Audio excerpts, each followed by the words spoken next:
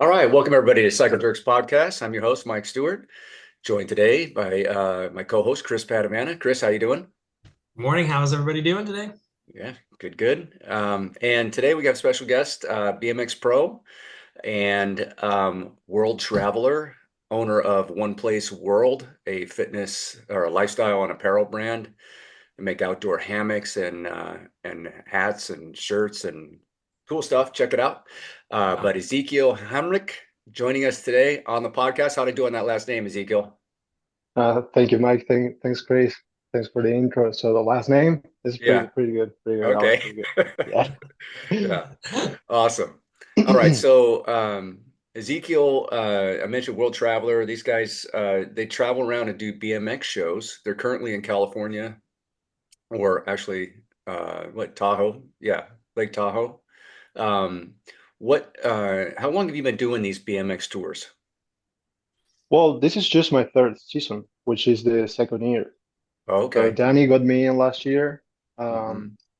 And yeah, we've been doing some fun trips. We've been doing Central and South California, and then this year we started doing like Oregon, Washington, and NorCal. So it's been good and looking forward to get to know other places. We're talking about doing Montana and Arizona and New Mexico. So I'm very excited about the future with the BMX tours. You know? Are you Yeah. traveling around with a group of other riders then? No, so we do BMX assemblies in schools. Okay. So we do it with a company, and it's just two of us who Okay. do the show. Yep. So Nice. for specifically these tours that happen in America, that's what I've been doing. But I also travel with BMX to other places for competitions or just for fun, you know. Okay. But what is related to the BMX shows, it's like that. Oh Yeah. yeah. So at these BMX shows at the schools, it's not just riding, right? There's a lot of messaging that goes on with the kids in attendance. Can you talk about that a little bit? Yeah, it's about motivational speeches and anti-drugs and anti-bullying. So there's a lot of that to Hmm. encourage the kids to follow their dreams, you know. So I think that's pretty good, and we're not telling them any different than their parents do. It's just maybe we look cooler because we do backflips on a BMX. So apparently that works because there's a lot of shows going on, you know. Uh, Right. Uh, I mean, I wish I had an assembly like that in my school when I was a kid. That would have been so awesome, you know. Because we yeah, go to elementary school, middle schools, and sometimes high school. So I don't know, in such a young age, getting to know and getting to see maybe these sports is like I don't know. It's very fun, I think, and yeah, yeah. yeah, Yeah. motivates to do stuff. When I was after my racing career in BMX, we had a freestyle team for a while. It was called freestyle back then, but it was we called it Hip Trick, and we did some shows at high schools, and that was really cool. We didn't really have we were just young though. We didn't really have any type of messaging about following your dreams or anything like that. It was more just like an exhibition. Um, Right. so. It was fun, but yeah, it seems like what you've put together is something that um, would be more marketable to schools. And boy, man, if parents could just learn how to backflip on a BMX bike, who knows what the world will be full of dreamers. I don't It'd be think you'd be awesome. any cooler as a parent. It doesn't matter what you do. You still aren't. You'd never be as That's right. cool as It'd someone like still be like, oh, there's Ezekiel. dad again backflipping. Oh, geez. Yeah. Well, Yeah, when we yeah.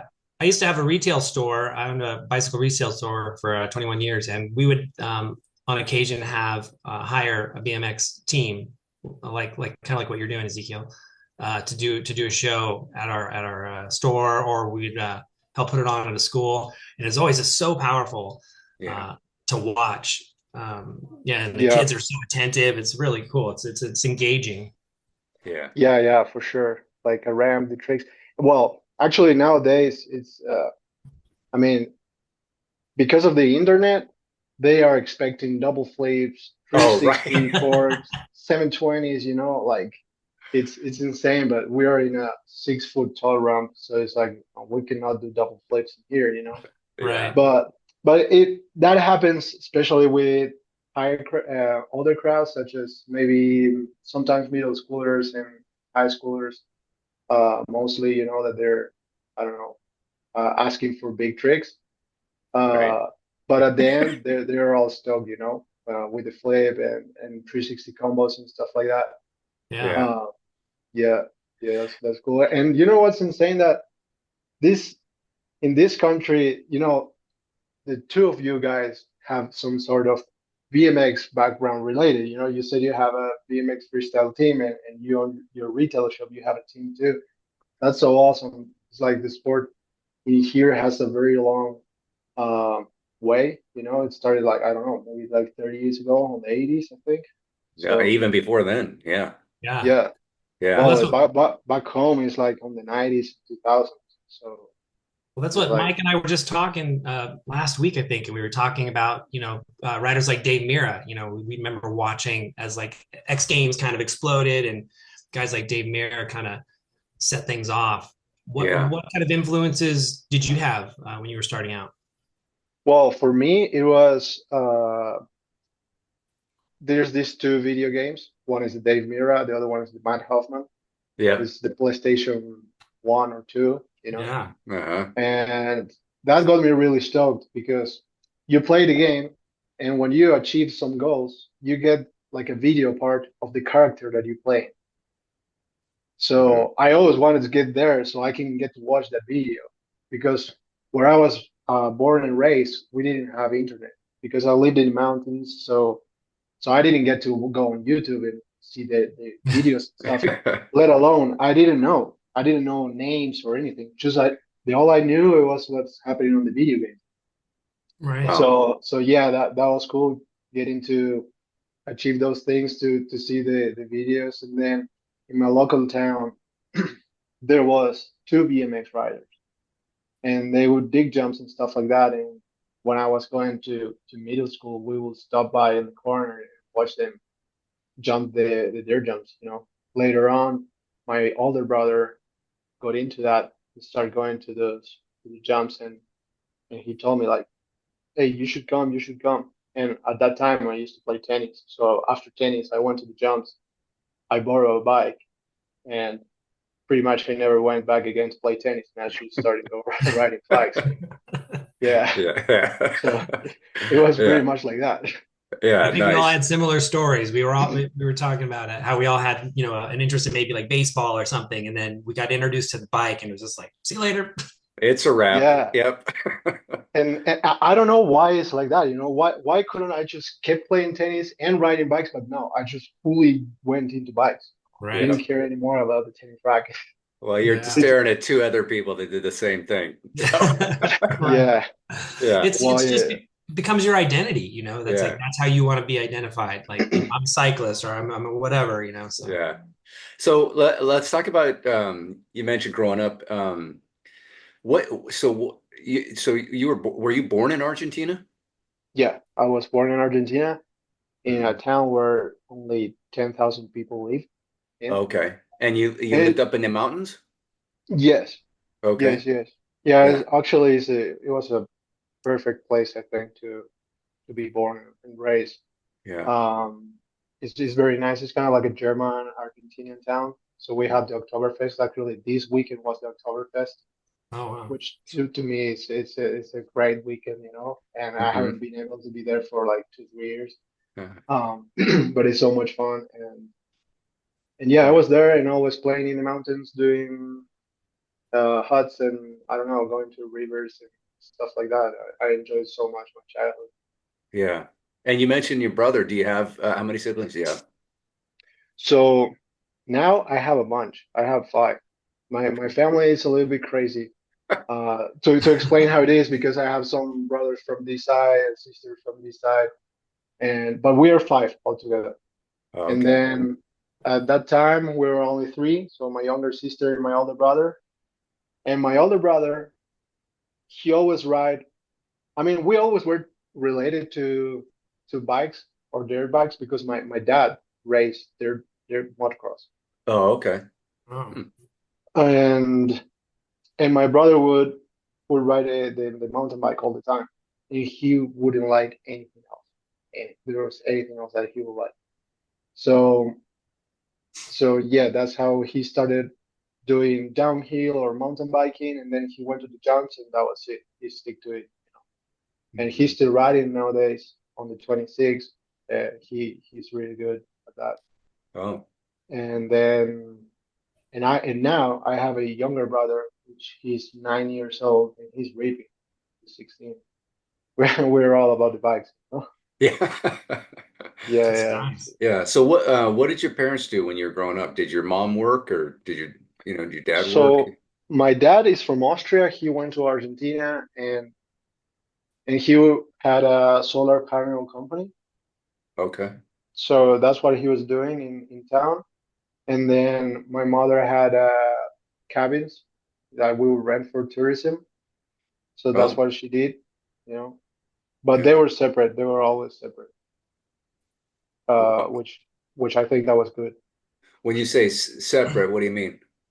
They are not married. They're not living together. Oh, got it. Okay. Yeah, I think when I was about 1 year old, they just split.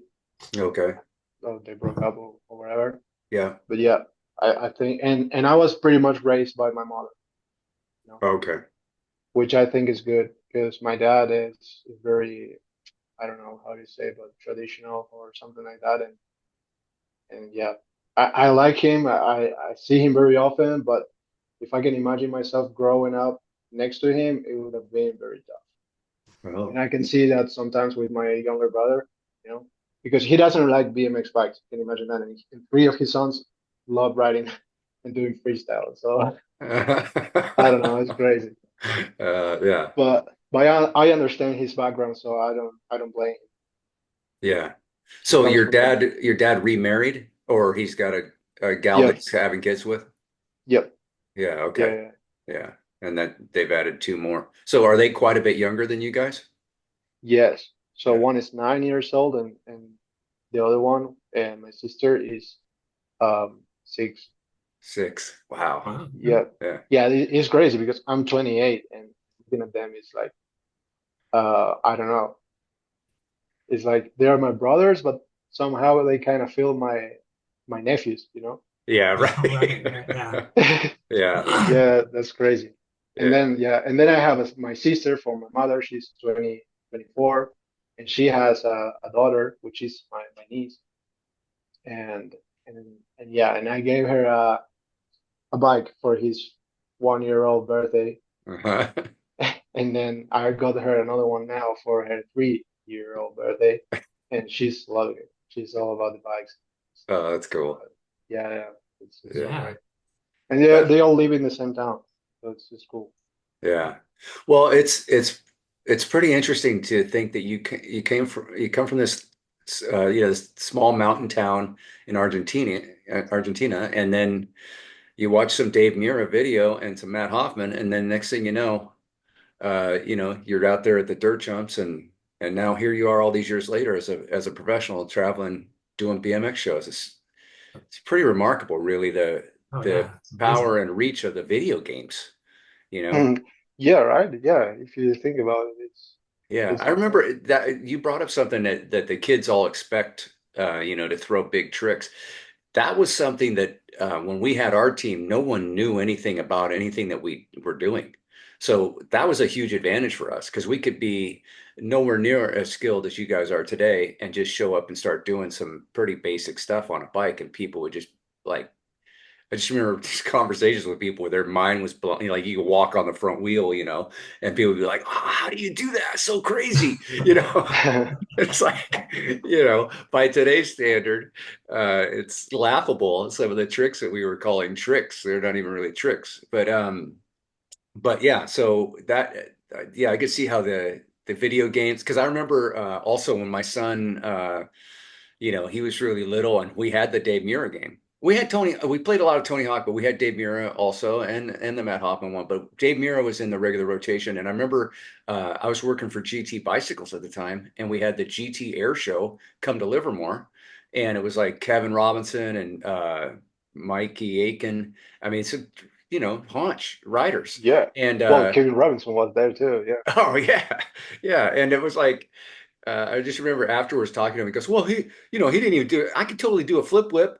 And I'm like, "No, because he was mad they didn't do a flip whip or something, and or not mad, but just like not impressed." And I'm like, "Yeah, Mm. but Will, that's a video game. This is in real life, you know." He's like, "I throw flip whips all the time on Dave Mirez." Is like, Well, okay, you just mentioned Kevin Robinson, and then now his son is riding bikes, which oh, is his is name that is right? also K Oh, Rob. Yeah, cool. and we just were in Estonia for the simple session. We were riding together over there, and he's a sender, he's a shredder for sure, Oh yeah. and it was pretty nice. Nice. And to me, I was like, dude, I used to play the video game with your dad, choosing your dad's character, and Yeah, it's insane to be riding with you now, and you yeah, shred. It's yeah, so awesome. Wow. yeah. I Yeah, but don't he's just know. like, yeah, but my dad, he's kind of lame. He's just backflipping all the time, trying to Yeah. tell me how to do my life. Uh, yeah, I know, Yeah, but that was cool. yeah. Uh, So, in all your like I watch this YouTube, that you have up there, and you're hitting a lot of different spots, like different street, different areas, just like just natural, brick walls or curbs or whatever, signs that you can bounce off of. Or so, what is there a favorite spot? And are these spots that are in your video, like, are these famous BMX spots where like other people have filmed there, or is it just kind of random? You're on the road and you see this thing and it's like, oh, look at that. All right, let me get my bike. well, it pretty much works like that, but Hmm. on that last video, there are many spots that are famous, and there are Hmm. some others that are not famous. That was filmed in Salta, which is Argentina, Yeah. Mar del Plata, which is also Argentina, and then Arizona, Florida, Oregon, Washington, and NorCal. So Ah, it's right. been filmed all around. And Wow. all that was in America, it was filmed while we were doing the shows. So I would just go with my camera and say, "Hey, Danny, can you film me this clip?" And we will film the clip. It was pretty much all Hmm. like that. And that was a project I wanted to do for a while, like a cool street video. Yeah, it's Yeah. definitely it's cool, man. Some of the stuff So, in that video is amazing. The right. reason I was asking about these spots is like, I like climbing hills, right? So like if I go to Arizona, then I know I want to go to Mount Lemon and climb Mount Lemon. So like that's why I was wondering about those destinations. Like if you go to Florida, is there like some bowl that you got to hit because that's the Yeah. bowl to hit or whatever? So does it work like that for you guys? Yes. Yes. Yeah. It works like that.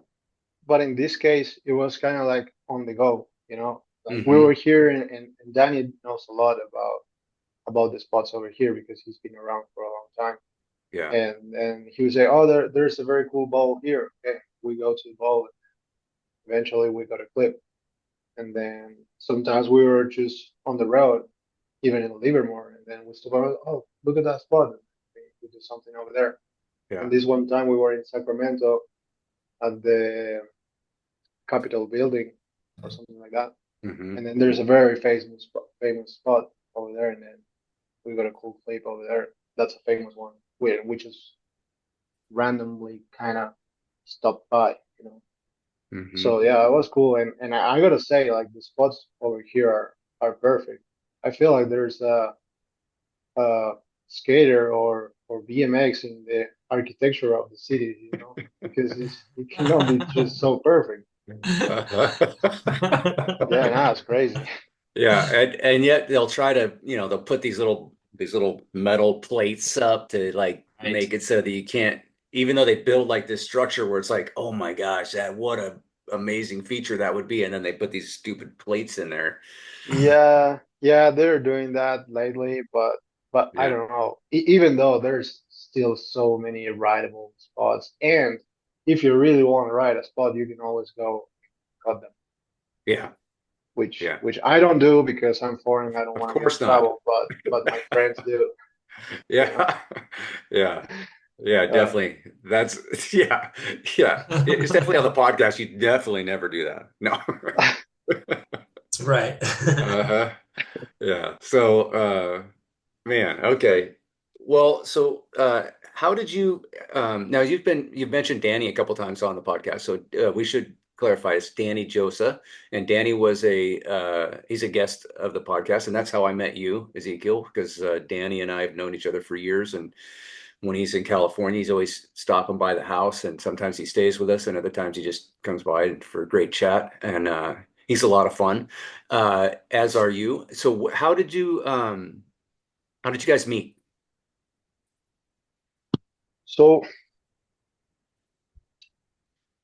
so I knew Danny for BMX videos, you Hmm. know, and then the first time I came to America, I wanted to go to Goodward West, and I went and I saw he was there. So I text him and I say, "Hey, dude, how you doing? Um, are you guys gonna be in Goodward for long or something?" And then he never replied. And then I went to Goodward, whatever, and and then I saw him in Europe, in Croatia, in a contest, and then all of a sudden, like 3 years later, in another contest in Germany, he came up to me and said, "Hey, what's up? So you're from Argentina?" And I'm like, "Yes, you're the one that you never replied." He's like, "No, how come?" And then we started talking, and then we became friends. And then he came to Argentina. He knows my town. He knows my family. Yeah. And then yeah, that's how we met. And I showed him around in Argentina. He went to Chile, and and yeah, and last year, so after the pandemic, I stopped traveling a little bit because it was it was too much effort, to move around with the PCR or the vaccine or this and that, Yeah. and flights were too expensive. So I'm like, no, I will just wait and focus on my business this year's, and then once everything goes back to normal, I might do a trip. So Hmm. I stopped traveling for a little bit, and then I said, all right, this is time to travel. I got to do something. And then I came here to California. And then when I came, I reunited with him, and then he got me on the shows. Yeah. So I Uh, knew him for a long period of time, and then sure. and then So, the last 2 years I have seen him many times. yeah, is it the kind of thing where this is something you do for a couple months out of the year? And is it is it something, or is it something you can make a career out of? Like, can you do it year round and Like the shows? hmm No, it is seasonal. It is seasonal? fall and spring. Yeah. Okay. Yeah. Okay. I mean, there is sometimes shows here and there in between, but I would say like the strong periods are those spring and fall, Okay. which is good because I wouldn't do it all year round, you Yeah. know, because I also have other projects and competitions in places that I want to go. So it complements very well. Right. So I think just as it is perfect.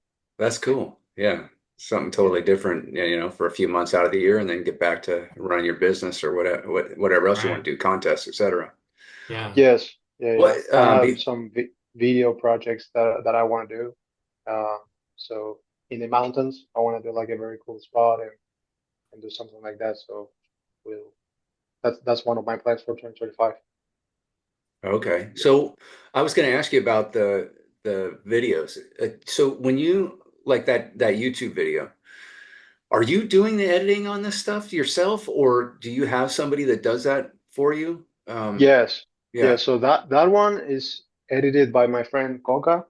Uh-huh. Um, yeah, Maximiliano Coca, which is a BMX friend from Argentina. There's another one that I did the year before that is filmed and edited by a friend of mine from Peru, and we did that project for Ethnics. And Okay. he's very good at that. They both are. So yeah, I just outsource that part because I'm not that good at it. Yeah. It's really time But consuming. Yeah. The reason I was asking is we had slope style rider David Lieb on the podcast, and he actually he had it sourced for a while, but then he got into editing, and now he's like he thinks that the next thing in his life is he's gonna try to make a film. And he just got really into editing, loves the editing side of it. I've tried editing. I don't know, it's very time consuming and Right. it's very hard. I don't know. Yeah. Yeah. Yeah, it's enough. You make the content, somebody else can mash it all together and make it look cool. Yeah. I mean, Yeah. editing is fun, but Hmm.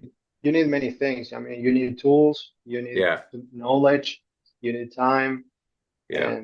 and yeah, there's people that like it, and that's why they do it, you know. But that it definitely doesn't fit in my schedule.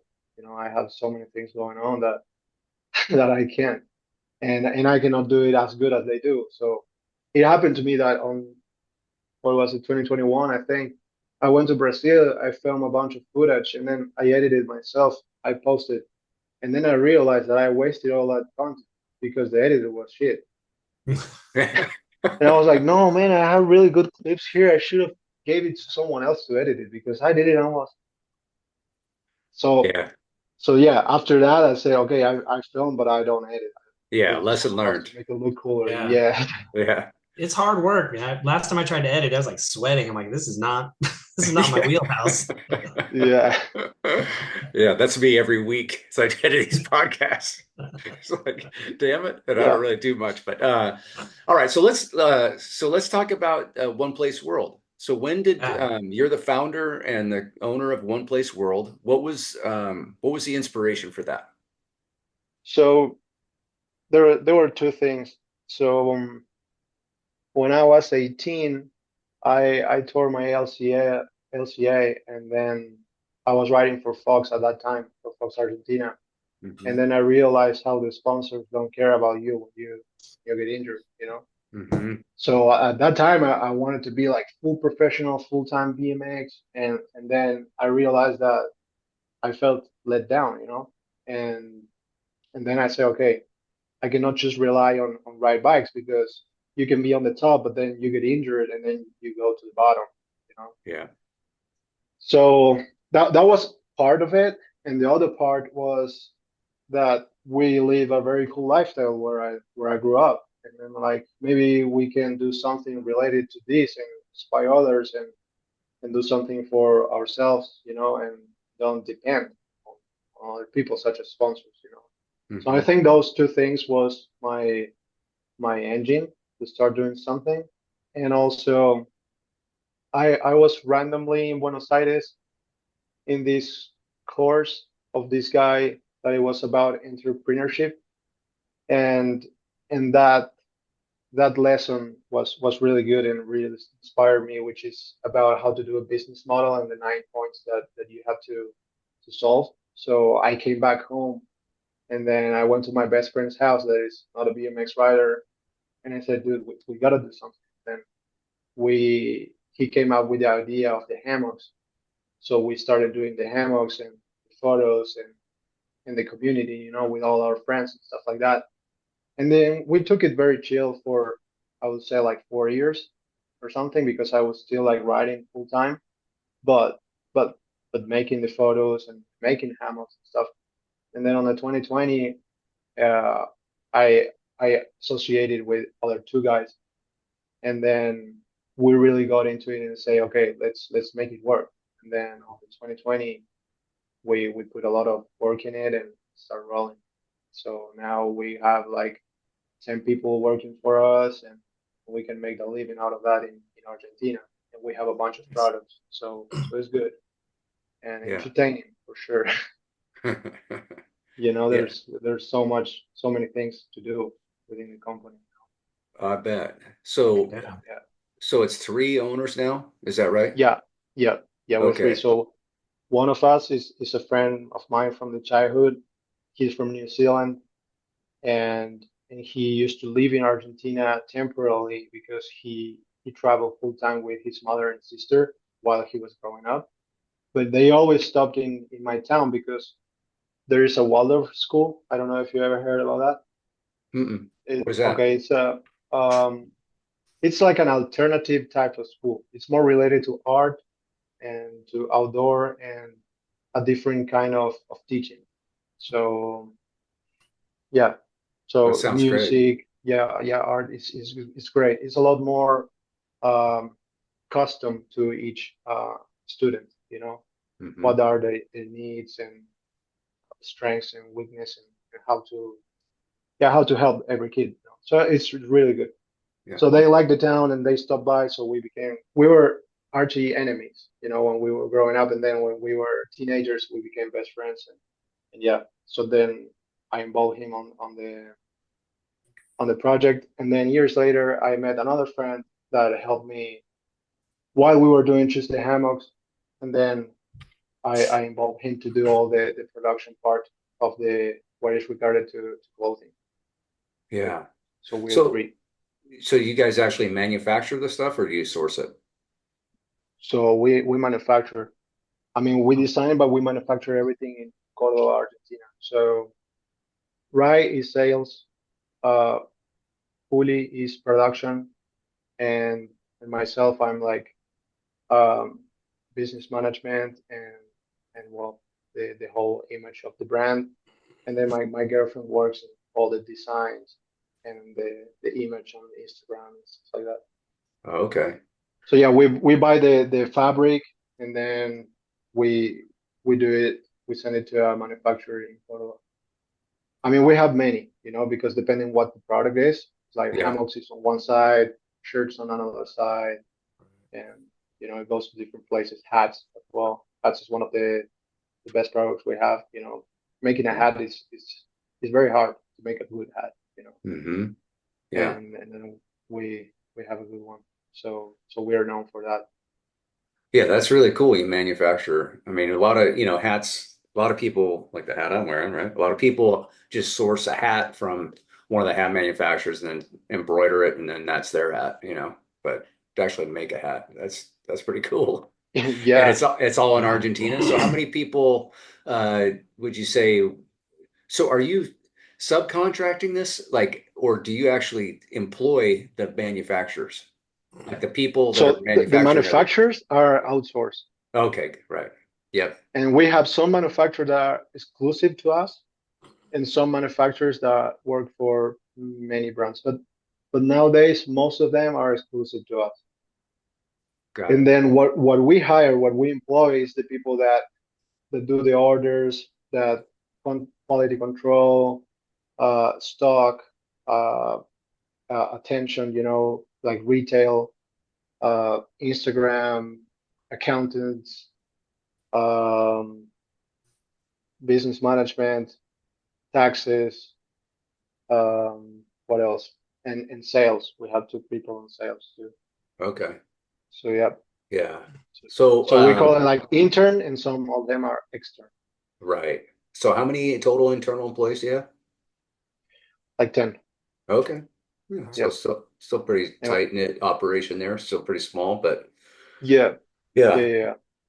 So can you go ahead, Chris. I just noticed like some of the product, like the boxers are with band that says bamboo. So is it made with bamboo? Like talk about Yeah. like the materials, like how you're what why you're choosing some of this stuff or So there's this company that makes bamboo fabric in Argentina, and the benefits of bamboo is, first of all, it needs two-thirds less water than the cotton.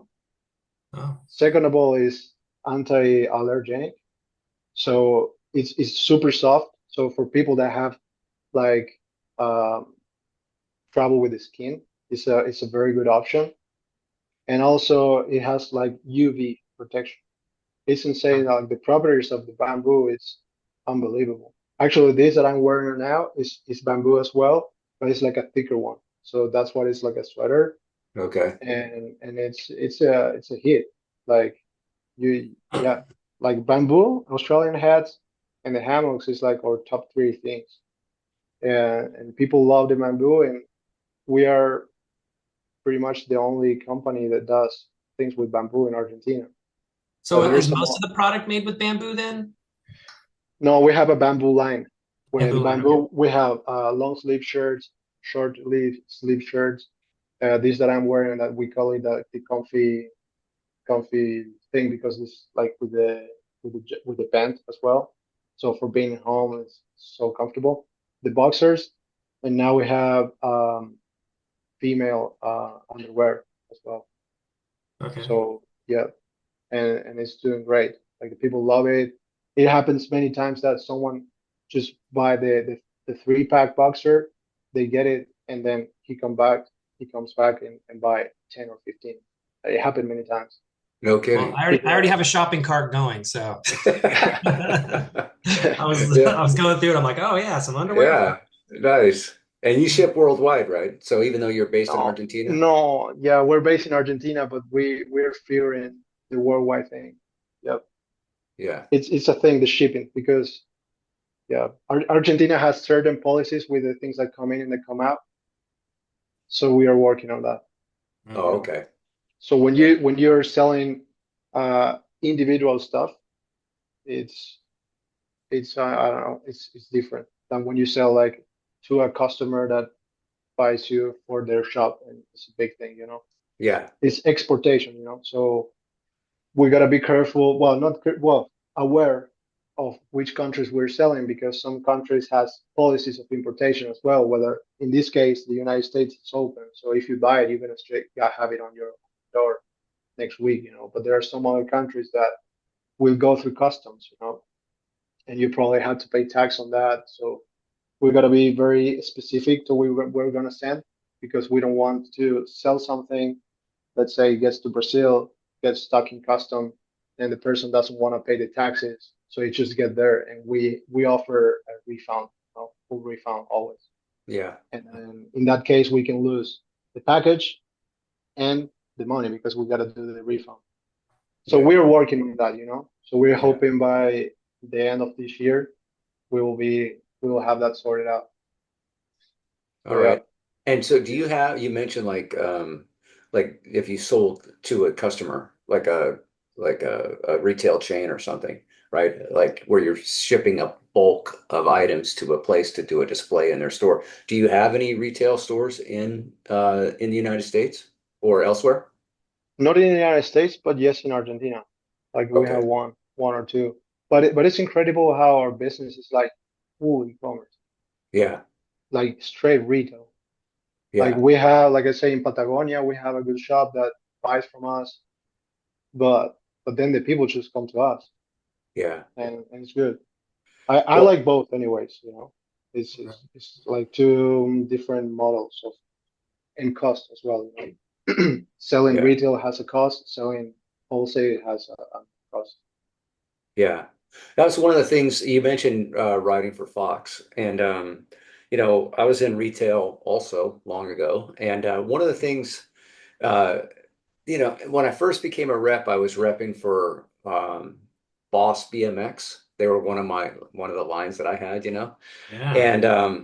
and the owner there, Jesse, he was explaining how Fox had really done distribution properly, in that you could buy from Fox Direct and you'd pay retail, or you could buy from a Fox bike shop and the price was the same, right? So there really wasn't this price war thing happening between the company and its distributors, and that's what we did at Boss, for the short time I was with them at that time, and the cool thing about that is that as a supplier, you're selling at retail, right? Whereas if you have wholesale, you sell at a certain price, the business has to work to justify the pricing at wholesale, but then also to be able to capitalize on retail sales where you're actually making a lot more margin on that. Now, granted, there's infrastructure costs to both, but it's pretty great if you can get the customer to come to you and you sell at retail price instead of wholesale. Yes, it's like it looks that you make a lot more money when you do retail, Hmm. but it's not that much because this is the two difference. Well, first of all, yeah, it's important. Like if you do wholesale, you gotta make sure that your customer, the shop, is gonna have the same price you have, you know, to be fair. Yeah. But we always say like you can go a little bit higher, a little bit lower. That's up to you. Hmm. But we give you this 50% so you can match it with us. But the thing is when you do retail, you have the cost. of the box, the cost of the shipping, the cost of making the order, the cost of well, you have taxes on that as well. Yeah. So, and the cost of sell, because you know the platform where you sell through, Yeah. it also it depends like if they wire the money or they pay with card, it's like different Right. rates. So you have five costs. Whether if you when you do wholesale, you make one big package, one box, and that's it. And you arrange how you want to pay. If you want to pay cash, if you want to wire, so you have at least two or three less uh, cost that you are saving. You know, of Right. course, the price is 50% less, but the volume is bigger, and the process of making that order is a lot faster as well. So yeah, it seems like you get more when you do retail, but it balances it out, I would say. Yeah, Hmm. yeah, add the Yeah. cost for sure. But yeah, the Yeah, internet, I'm sure, helps, expand your product line, right? I mean, you can reach more yeah, places a lot easier versus just in your local communities. yes, it's insane how the internet has become, and in Argentina it's pretty new. So there's this one thing called Mercado Libre, which is like Amazon. It's the same business model, the same Oh. one. Actually, they were the owners were at school together. One is Oh, Argentinian, the other one is Jeff Bezos, Yeah. and they were at school together. And he replied this, and I think from Colombia or Venezuela all the way down to South America, it's all Mercado Libre, no Wow. Amazon. Interesting. And then people start to get more confident about it, you know, because of the reviews, because of the refunds, and because of the whole system. And then on the 2020, people start to trust other companies that are not such as us. You know, we Yeah. started as a small brand, and then people would buy from us. You know, right. Yeah. and that is good that people can trust that kind of uh, shopping. You know, and Yeah. it's changing on the streets. You know, with the malls and all that stuff. And we say that the biggest mall you can be is Mercado Libre, which would be the Amazon. Hmm. So in fact, the internet. And that's where, yeah, we are fully into that. We have our showroom, and we have people coming out to pick up packages and to see our clothes, you know. But we don't have a full shop to the street, you know, yet. We might do, we might not. We don't know because we think about it many times, you know, because it would be cool for sure, but it also takes certain risk, I would say, especially with the place that everything is going, which is pretty much online, Yeah. and it's working so good, and it's less responsibility. You know, I think having a shop it's another responsibility in terms of that you have to be there, you know, Yeah. all the Well, Would you time. say that? COVID. Oh, go ahead.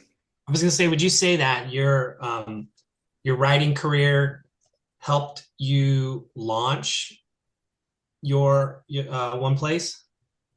Yes, yes, and I think because I got to see how the brands work.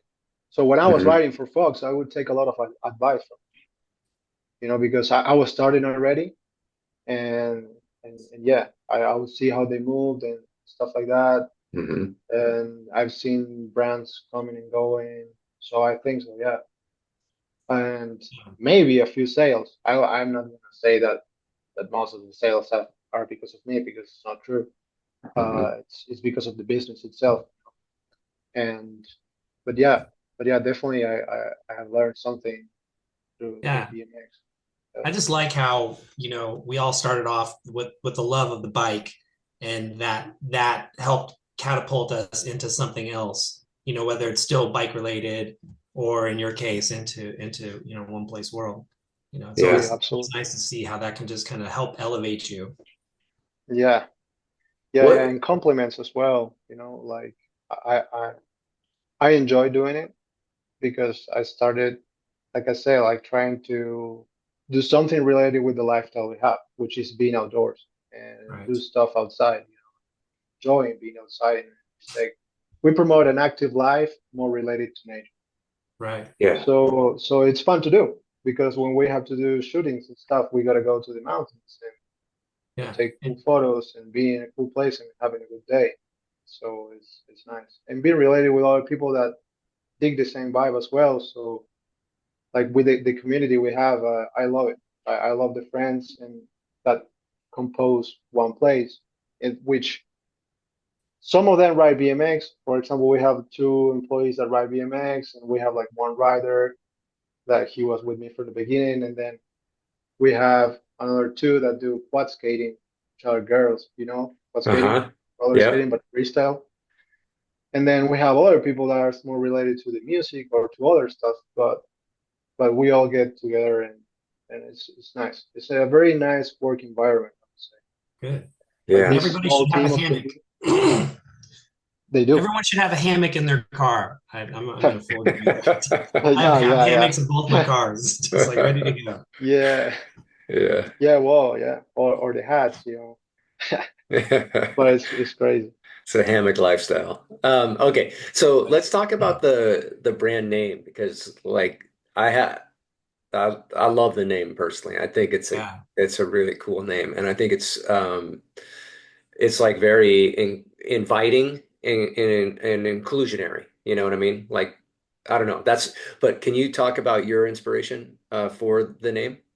Okay, so I was with this friend with Gaspar, and we were in the top of a tree, which was like I don't know, like 20-foot tree, like Hmm. 10, 15 meters, and yeah, no, that's more than.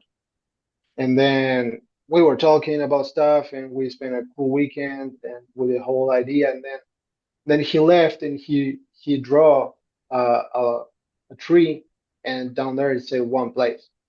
And I was like, yeah, this is the name. This is cool. And then we start thinking about why one place, and then the hammock. The hammock is one place, and then when you're in a hammock, you really feel somehow in one comfortable place. So it comes a little bit for that, and a little bit from to find a place in yourself, of making decisions or taking encouragement for your life. And then we added world because first of all, we had the Instagram account. There was one place and the underscore, and then we didn't want that. And then we added world because we want to expand. We're gonna do this for all. So Yeah. I think that's pretty much it. Yeah. And then the logo that is a stone, it was a stone we found on the river. And after that stone, we start doing sketches, drawings, Hmm. and then it came to the logo that is the triangle. And the triangle is the spiritual, mentally, uh, mente, espíritu, and physic body, you know, and it's the circle outside that balance them three. So that's Wow. kind of like the logo meaning. Yeah, The very cool. balance between body, mind, and spirit. That was easier. Yeah. I like it. I like it. Yeah. That's really cool, man. So when did you start? So you said it kind of ramped. You had like 4 years of where it kind of just you didn't do much with it. So when did you actually launch the brand? So we launched it at the beginning. When I said that we took it chill, it's because we started with 13 hammocks, and after 13 we did 20, and after 20 we did 40 and 100, and that was it for a while. Hmm. And after on the 2020, we decided to do more products, open the website, start doing the marketing ads and all that stuff. Uh, but on the meantime, what we did was creating like a concrete image, of the brand and concept and stuff like that. But we were not making money. We were making the products, but not making profit. Just reinvesting and take it chill, because I was still like traveling and stuff. I would go with my hammer, do some photos, and tell my friends about that. But yeah. So launch brand, I would say it was like 2016. Oh, okay. Like we did parties and stuff like that, and Hmm. people got to know it a lot. So in my town, specifically, small town. But since I have friends that I know from all around because of BMX, they got to know it as well. So yeah, it slowly started became to it, and now, yeah, now we are a company, Yeah, small right. company. Yeah. Yeah. Nice. All right, so let's kind of go back to BMX if you don't mind. How old are you now? 28. 28. Okay. So what do you have any specific BMX goals that that you're striving for? Contests or, I mean, now we just got done watching BMX in the Olympics and there's world championships and the sport is becoming it's just becoming more of a legitimate sport, so to speak. Like when we were doing it, there really Yeah. wasn't anything on a global scale like there is today. So do you have any aspirations like in that realm or it's kind of So I set goals for the following year, hmm and by next year, what I want to do is do video projects and go to a simple session, which is a very known contest in Estonia that hmm is very well organized and super fun, you know. yeah. And I am all about that, about having fun and do something cool. Because you mentioned the Olympics, but the Olympics, first of all, is not fun. Second of all, um, I think that my time for the Olympics is gone. I think the Olympics level is just for the next generations now. Because hmm it's a huge sacrifice. Like I've seen in person because the winner of the Olympics is Argentinian, and I ride with him, and I know the sacrifice that he has to do to be up there. And I don't know, it's something that I'm not willing to do. Like he trains in only one spot. He goes to the gym every day. He eats and he doesn't drink anything. He never goes out. He's full time doing that. And you really need to have that kind of mindset. And if hmm you're enjoying it, that's a lot better. Then you're gonna make it work. But I tried to keep up with him many times, but I could not. I would do like 2 weeks, and I'm like, no, I need to ride a different place. I cannot even see this place anymore. Yeah, right. It's like no, no, but seriously, it's like I enjoyed it on a different way. I would say.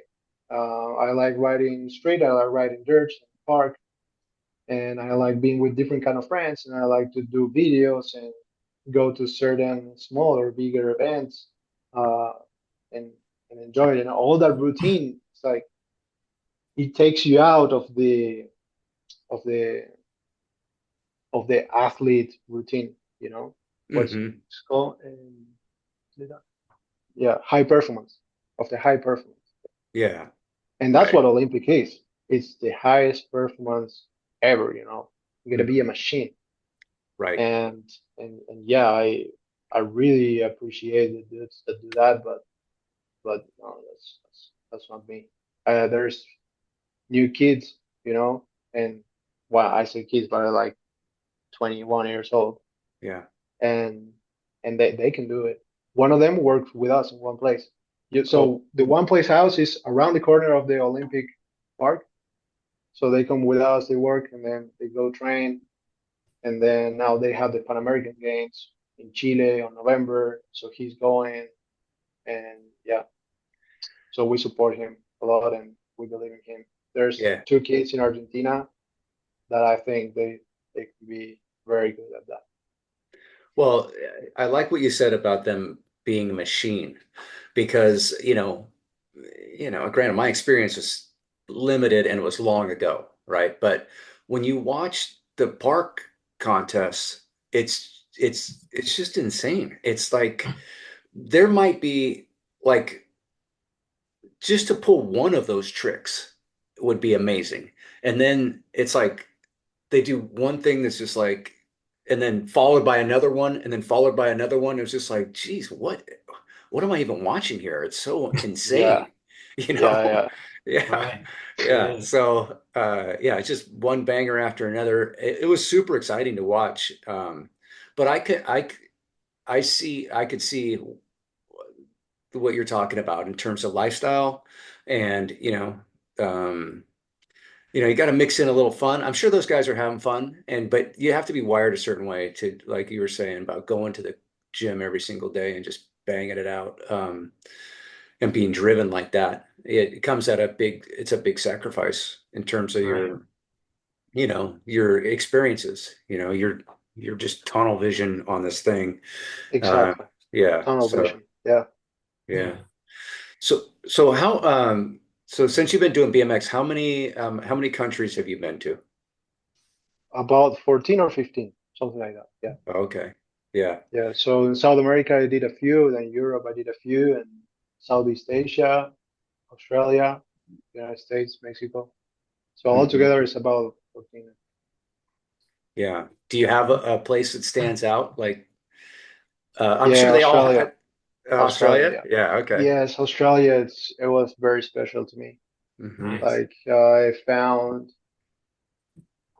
I found BMX very, very legit over there.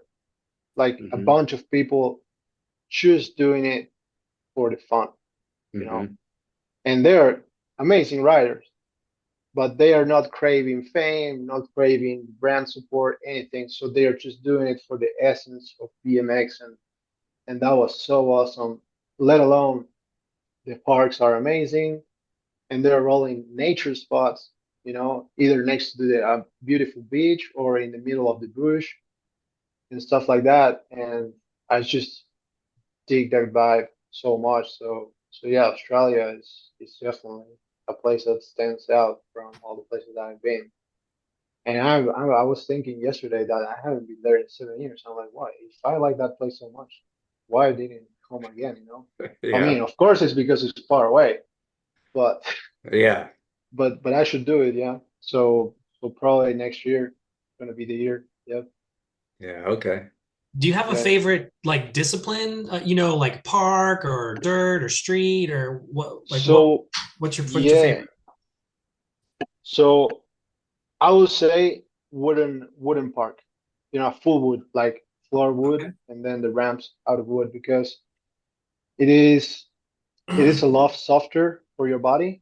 You ride a concrete park and you land flat, and then your wrist, your knees, and your neck is gonna tell you.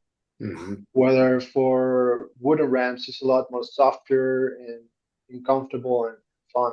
So yeah, I think wooden parks Okay. are, which in Argentina there's only one, but for example, Woodward has an amazing indoor, and then in the UK, I just been on one that was awesome, and definitely that's what I enjoy the most. And then when I go ride the streets, if the spot is good and if I'm with my friends, it has a lot to do. Hmm. I enjoy it a lot. And then concrete parks, they're fun sometimes, but yeah, they're definitely rough. They're definitely rough, and I start feeling it. But yeah, I like them. And dirt jumps, I like the dirt jumps, but but yeah, it's the first 5 6 years I rode BMX was dirt jump. So I dug so much already. I've been dirty so much already that I want to go to the new things. Like the new things is kind of like the wooden parks. Hmm. Right. So yeah, I would say that's my favorite. Yeah, Okay. Yeah. yeah. Cool. Full wooden park. Yeah. That's cool. So when you like if you when you go to these other countries, is it do you have like a network of people that you're reaching out to like, hey, I'm gonna be in Spain this next couple of weeks. And do you have like people that you work with there, or is it more like you just go to this place where you know there's a spot and then just kind of happens organically? How's that work? So sometimes yes, sometimes Mhm. I have people that I know and I hit up to stuff. For example, Spain, like half of Barcelona is Argentina, Mhm. and and I have other places that I don't. For example, when I went to the UK, I didn't know anybody, so I just got my Airbnb and I went to the park. Then I met people. So it depends where I go, but yeah, when every time if I know someone, definitely I'm hitting up. So I get to hang out with someone and do stuff. But if Sure. not, then I'm interested on going to a certain place for some reason. I just go, and then new experiences come up after. Mhm. So, like on this trip to the UK, for example, is this something that you fund yourself, or is this like your sponsor will fund it? Like, I know you're sponsored by Etnies. Yep. Um, how's So that? I would say Edney's found, um, well, yeah, half of of the airplane, the flight. So most of it I pay myself. Oh, Yeah, got it. with Okay. the BMX shows. Yeah, 100%. But they gave me $1,000 and that helps, you know. Hmm. But yeah, and BMX is like that, and it's crazy because coming to the States and well nowadays there are great BMX riders everywhere, but many of them are from the United States. Many of the best BMX riders. And when I come here, I start to hear, how the industry is doing and how the big riders are doing, and it's so sad. Like look up the one of the some of the riders that I always look up to, and realize that they are barely making it through. Yeah. I'm like, dude, this is this is sad. I thought they were making it, Right. but it's not, and Yeah. that's tough. I mean, there's always exceptions, but I don't know. Yeah, So I feel like in the sport you have to like the sport's only going to provide so much.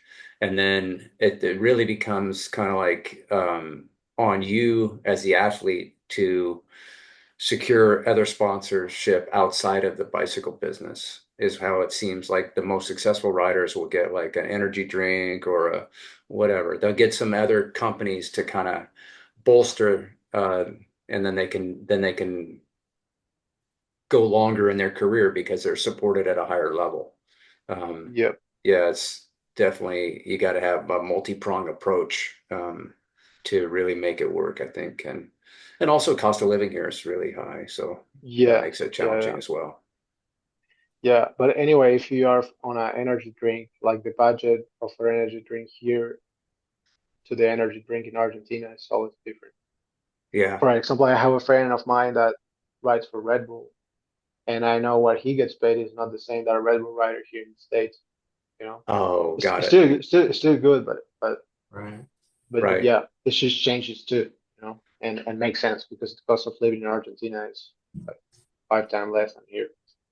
Yeah. And but I would say that the smarter you play, the better you will do. You know. Yeah. So if you're a great rider and then you play it smart, you probably gonna be doing really well. But I don't know. It's everything is so particular. There is no such a formula to it. I think Right. Yeah. unless you win contest. If you win contest, you win contest. Then yeah, then you're most likely gonna be doing good. Especially if you win big contests. X Games Yeah. and some So of that. So I know, we're talking about energy drinks, and I know that both you and Danny take your health very seriously, and you eat clean for the most part, and that's a big part of your story. Also, a big part of longevity in a sport is taking care of your body and eating properly. Has there ever been a time where and I know the energy drinks, they've kind of co-opted extreme sports, and they spend a lot of money on extreme sports. And I mean, they just had Red Bull Rampage, and there's all kinds of really cool things that the energy drinks bring to the extreme sports category. But it is also a little bit of a conflict with healthy lifestyle. So Yeah, how do you guys, is there ever been a time where maybe was interested in sponsoring or being involved and it's like, yeah, I'm not gonna, I'm not gonna sign off on that. Has that ever been a thing or would it be a consideration? Let's say if, one of these companies, I mean, it's hard because it's like, you know, like I've seen riders. I've seen riders leaving brands, leaving Red Bull, for example, because of their mentality, regarding to be healthy. hmm And some other riders like talking after about how hard it was, and how unhealthy it was, and how they didn't ever drink Red Bull. right. So I mean, let's say if Red Bull comes to me, yeah, I'm good. Let's go. Yeah. I might not drink Red Bull, but it's a good opportunity, for your career in Yeah. terms of the kind of projects that you're going to be involved, because Right. you're going to be involved with other huge athletes. You're going to be doing good video or photo shoot projects. So I think that's good, and that's part of making your memories in your career. Yeah. But personally, with the energy drinks, I drink, but very little. Oh, okay. Like Yeah. let's say something like maybe 1 can a month, or even sometimes less. Yeah, yeah. Yeah. Because the what I drink the most is water for sure. I drink coffee sometimes. I mean, I drink coffee every day. Uh, but before the session, then during the session, just water. And then if for some reason I really need to squeeze the session, I drink Red Bull. For example, the other day in Woodward, I know I'm not gonna be in Woodward uh, anytime soon, and Mhm. I knew it was going to be good to be riding all day because it's true. You drink a Red Bull and it's insane how you can keep going, or Mhm. Monster. You Right. drink 1 can of that and you can keep going for hours, but the next day you're gonna be tired. So I drink one of those, and then the other day we rode 8 hours. 8 hours. Yeah. That's Wow. I normally ride two, you know. But we Yeah. were in the outside park and we were riding there, and then we went to the indoor, and we went to the foam pit, and then we went to the resi. And sometimes it's good to have that kick, but drinking it every day definitely is not gonna be good, Yeah. It's And funny. Yeah, that's the It's difference, right? yeah. It's funny how you say you could go because I was just laughing. Like, so when I was younger, and I was like, if I was going to go party, I'd have a few beers and then I'd get kind of tired, like beer just like didn't really. But I started drinking Red Bull vodkas. I was in Vegas one year for the trade show, and I never had one before. Somebody handed me this Red Bull vodka, and I drank it, and then I had it. I don't know how many I had that night. It was ridiculous, but but it was like I could go, It was like all of a yeah, sudden alcohol wasn't like making me tired. It was actually the opposite. I was like on fire. And so that became like my drink for a lot of years when I would drink, But yeah, it and definitely, it tastes good, like yeah, the yeah, vodka and Right. whiskey. yeah. Yeah, but it's a It dangerous is a dangerous combination. one. Yeah, the Yeah. ones that taste like Red Bull are good. Like I remember I went to some car function and I went to this like this bar, and then I ordered Red Bull vodka and it didn't taste like Red Bull at all. And it was just vodka, and I was like drinking, I was just like sipping it. And I mean, I must have had this thing for like half an hour. I couldn't even hardly, I'm just sipping on it, still pretty much full. And my buddies were all like getting another round, and the guy's all, another one for you? I'm like, how about you dump some more Red Bull in this thing? So the guy came over and topped it off, and then I could stomach it. But yeah, yeah, Yeah. anyway, those are the I know. I drinking think days. that Yeah. Red Bull and vodka, I think one Vegas show, it's like we're out drinking Red Bull and vodka all night, and then Yeah. we get back to the hotel and they're like, "Oh, good morning," and you're like, "Enough of that. Damn it. Yeah.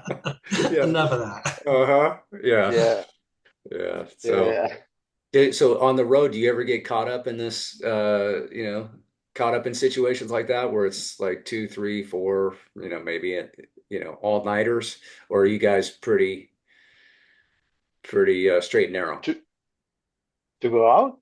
Yeah. You guys party or what? No, Yeah. zero.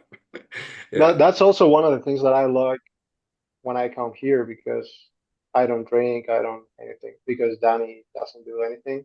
Yep. So it's good, it's kind of like a detox. Well, not that I'm toxic, but Yeah. it's good, to be for a few weeks just drinking water and stuff like that. Then, hey, anyways, when I'm back home, I don't go out. I might go to a bar and drink one beer or two, Yeah. but that's it. Yeah. Yeah. Like, yeah, that's it. I never go out, like because I regret the next day, you know. Yeah. And I like enjoying going ride or doing something, and then, for example, if I drink 3 beers the next day, I feel it on the bike, Yeah. and Yeah. I'm not so yeah, 1 2 beers, that's it, unless there's something special that I'm celebrating something or a birthday or something I want to drink. Okay, yeah, no problem. Sure. But no, definitely not a big drinker. I had I had um some time maybe on the Oktoberfest years ago Uh-huh. when I lost the count of the beers. But yeah, that's a special occasion. Yeah. Yeah. But yeah, but Well, yeah, definitely not a especially good drink. as a professional athlete or just an athlete, right? You're on top of your game. It's like that's not part of your game. Yeah, Yeah, no, it yeah, is. It is amazing. Being around the sport most of my life, you could see there are athletes that do, and it's certain, and they're incredible athletes in spite of it, like the one that comes to mind was like Sean Palmer on the mountain bike side. He was like the craziest, wildest party animal, and yet, that'd be Saturday night, and then Sunday, he's the guy on the top box at the race, and it's just like it's just hard to even fathom how that's even possible, how people do stuff like that. But yeah, it's definitely a form of self-sabotage for sure if you're serious about your athletic endeavors, but yeah, yeah. it's always Sometimes I feel there's different organisms, because I see that on BMX, like how people go out and then they compete the next day. I mean, well, nowadays in the Olympics, that everything is top notch. Okay, maybe not, but yeah, there's still riders that go out and the next day they can shred and they will not miss and anything. But I'm definitely not that guy. Yeah, right. yeah. Yeah. All right, so who are your give me your top three riders that inspire you? Oh, okay. Um, top three riders that inspire me. I like a lot this guy, Jason Watts from Australia. He's really good. Hmm. Uh, I like my friend Gaspar. He's really good as well. And what else? Last one. Oh, Kevin Peraza, for sure. Oh yeah, Peraza. Yeah. I mean, I can keep going, Sure. Yeah. but to just choose three, that would Yeah. be And what was your buddy, the second one? Nespar, you said? Gaspar. Gaspar. Yep. He's a one name person? He's the one that put the name of the brand. Oh, okay. He's really good, and I don't know, I like him. I like his writing a lot. Hmm. I like some of his mentality as well. So yeah, yeah. Yeah. Do you find yourself like do you like the trick, like the machine, like we're talking about, these trick machines, or are you more into style and flow and you know, like there's So definitely like kind of two camps yeah. with the extreme sports. There's the guys that are just banging the wild 900s or what have you, and then you've got people that are just they can send a great downside table one hander or something that's like easily cooler or in some people's mind. Where do you fall on that? So I like both, but I always look a lot at how they do it because you can be a machine, Hmm. but you can be a clean machine or you can be a sketchy ass machine. So there are some machines that they do big tricks, but they make them look really cool. Uh-huh. For Yeah. example, there's this Brady Baker that he's doing like cash roll whips, super high, super smooth, and he makes it look really nice. And Yeah. there's some other riders such as I don't want to put names, but Yeah. All right. they do big tricks, and they I don't know they land super strong or stuff like that, and I don't really enjoy looking at that. And Mm-hmm. I also like a lot the style. There's some riders that are super stylish and they do a kick out or some 360 tables or stuff like that, and to me that is awesome. You know, Yeah. Yeah. yeah. It's So more, it seems more artistic. It's like there's like exactly. higher skill or more artistic, it's like a little bit different thing. I remember, when in the era that I was doing freestyle, like skateboarding was really emerging at that time too. And there were two guys that were really dominant in skateboarding. It was Tony Hawk and it was Christian Hosoi. And they were kind of polar opposites, in that Tony was a trick machine and Christian Hosoi just had like this incredible style. Everything the guy did was cool, and so yeah, and many times, Tony would win one contest, Christian would win the next contest, but there was no denying like Tony was doing the way harder stuff. But it's still at the end of the day, it's a judged contest, And so there's always kind of been like these two sides to it. Yeah. Have you heard of this guy? I think is Joe Papas or something like that, a skater. Same era as Tony Hawk, but from Australia. Oh, And I think uh-uh. he did the 900 at the same time, and they were debating who did it first, something like that. Oh, wow. Okay. I didn't know. I Yeah. think he should have been on those contests too. Yeah. Uh, but and he was the opposite, but in the other sense of Tony Hawk being the clean guy and this guy being the partying crazy and wild guy, you know, Yeah, right. Uh-huh. one of those kind of guy that we were talking before. Like you could Yeah. go out and then compete the next day. One of Yeah. those. Yeah. Wild. Yeah. Yeah. Yeah, interesting. I think that I really like what Tony's like. I watched this thing where he was interviewed on PBS, of all things, like public broadcasting here, and he was talking about traveling the country when he was younger, and they would go to these different spots. This is before the internet, and then he would see something like he'd go to a bowl in Texas, and he would see somebody do a trick that no one else that he didn't even know existed, and then they would do these skate tours in this big bus, and then we drive to the next town, and then he says sometimes we'd be in one state and we'd see like maybe three or four tricks that no one even knew existed because they were just local to that area. And he says, and then I could bring them back and like incorporate them into what I was doing. And yeah, it's definitely a much different time, back in the day trying to create stuff. Whereas now somebody does something once, like in let's just say Brazil, and it's caught on camera, and then all across the world, people are trying that and doing it. And, you know, I don't know. Yeah. It's pretty cool to watch how the things evolved over the years, from just bouncing up and down on a peg, to Yeah. where we are today, you know. Yeah. It's crazy. Yeah. Yeah. Yeah. 100%. Yeah. Very Well, I cool. found a little bit of that in Australia, like getting to meet some local riders with a very particular style or particular tricks I Hmm. never heard of, and Hmm. that was pretty cool. That was pretty legit. Yeah. Do you follow any of the flatland stuff that's done? Do you do any of No, that? no, zero. No. Yeah. No. Right. Yeah. Yeah, it's It's like old school, dude. Well, no, yeah. yeah, no, I don't know. No, there are flatlanders and there's Yeah. the World Cup and everything, Yeah. but I just don't follow it. I barely can keep up with BMX freestyle. Yeah. Like there's like if you want to keep up, you gotta be on your phone watching all day Right. and videos and stuff like that, and I just can't keep up with that. Yeah, you got other stuff to do. You got to run a company and, travel and ride your Yeah, bike. Yeah. yeah, Yeah. yeah. Yeah. So I missed out about many stuff, Yeah. Yeah. but Awesome. All yeah, right. Well, listen, Ezekiel, it's been a lot of fun having you on the podcast, and it's interesting getting that perspective, growing up in Argentina and how you got into BMX is really, really pretty cool story. Yeah.